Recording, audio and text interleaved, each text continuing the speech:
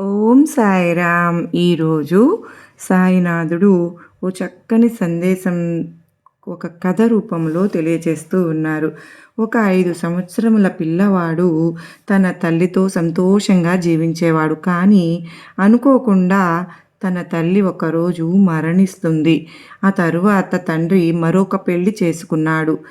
ఆ పిల్లవాడి మంచి చెడులు చూసుకోవడానికి. అలా కొన్ని రోజులు గడిచాక తండ్రి పిల్లవాడితో, బాబు, ఈ అమ్మ చనిపోయిన అమ్మకు ఈ అమ్మకు తేడా ఏమైనా ఉందా అని. అప్పుడు ఆ పిల్లవాడు ఇలా జవాబిచ్చాడు, ఉన్నది నాన్న. పాత అమ్మ అబద్ధాల కోరు, పెద్ద అబద్ధాల కోరు అని చెప్పేది. ఎప్పుడు అబద్ధాలే చెప్తూ ఉండేది. కానీ ఈ తల్లి అబద్ధాల కోరు కాదు, అన్నీ నిజాలే చెప్తుంది అని. అప్పుడు ఆ తండ్రి ఆశ్చర్యపోయాడు. ఏం బాబు, నువ్వు ఏం మాట్లాడుతున్నావు? నువ్వు నిన్న మొన్న వచ్చిన తల్లి నిజాలు మాట్లాడుతుంది అంటున్నావు. కానీ ఏ తల్లి అయినా సరే నిన్ను కని పెంచి పెద్ద చేసి వెళ్ళిపోయిందో ఆ తల్లిని మాత్రం అబద్ధాల కోరు అని చెబుతున్నావా అని పిల్లవాడు నీరసంగా జవాబిచ్చాడు. అవును నాన్న, చనిపోయిన అమ్మ చెప్పేది నాన్న, నేను అల్లరి చేస్తే అన్నం పెట్టను అని. కానీ నేను చాలా అల్లరి చేసేవాడిని, అమ్మకు చిరాకు కూడా తెప్పించేవాడిని. అయినా సరే తరువాత అమ్మ నన్ను తన చేతులతో అన్నం తినిపించేది. ఈ అమ్మ కూడా అదే చెబుతోంది నాన్న, ఒకవేళ నేను అల్లరి చేస్తే అన్నం పెట్టను అని.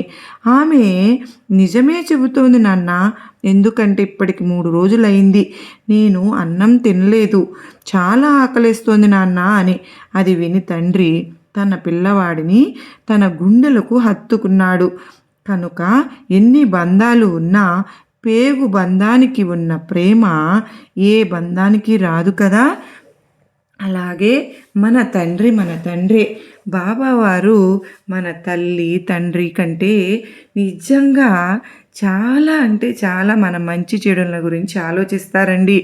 తల్లి తండ్రి మన బాగోగులు, మనం ఈ జన్మకే మన తల్లి తండ్రి, కానీ జన్మ జన్మలకు సాయినాథుడే మనకు తండ్రి.